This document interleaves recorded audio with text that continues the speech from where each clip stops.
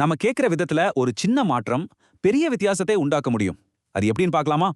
பொது இடங்கள்ல இந்த மாதிரி சங்கடமான சூழல் வரும்போது சண்டை இல்லாம எப்படி சமாளிக்கிறது? இது நம்ம எல்லாருக்குமே வர கேள்விதான். சரி, இந்த ஒரு பொதுவான சூழலை பார்ப்போம். ஒருத்தர் பொது இடத்துல ரொம்ப சத்தமா பாட்டு கேட்டுட்டு இருக்காரு. இந்த 2 பேருக்கும் நடந்த உரையாடல கொஞ்சம் உன்னிப்பா கவனிக்கலாம் வாங்க. முதல்ல கோரிக்கை வச்சவரோட அணுகுமுறைய பாருங்க. அதுதான் இங்க ரொம்ப முக்கியம். இது ஒரு கட்டளை மாதிரி இல்ல. பாருங்க, ரொம்ப மென்மையா மரியாதையா ஆரம்பிக்கிறாரு. இப்படி பேசும்போது அது ஆக்ரோஷமா தெரியல, மரியாதையா தெரியுது. அதனால அவங்க ஒத்துழைக்கிறாங்க. அடுத்து அவர் என்ன சொல்றாருன்னு பாருங்க. இது ஒரு புகார் இல்ல, நடந்தது அப்படியே சொல்றாரு. நீங்க ரொம்ப சத்தம் போடுறீங்கன்னு சொல்லாம விஷயத்தை மட்டும் சொன்னதால பிரச்சனை வரல. கடைசியா 2 பேருமே ஒத்துக்கக்கூடிய ஒரு பொதுவான கருத்தை சொல்றாரு.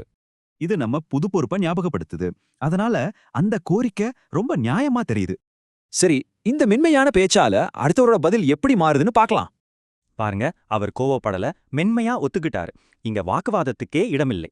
கேட்ட விதத்துல ஒரு தாக்குதல் இல்லாததால பதில் சொல்றவருக்கும் தற்காப்பு தேவைப்படல.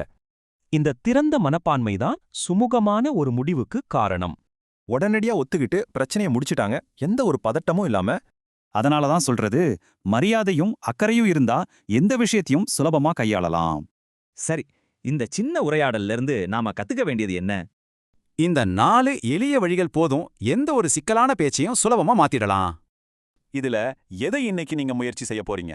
சின்ன மாற்றம் கூட பெரிய வித்தியாசத்தை உருவாக்கும்.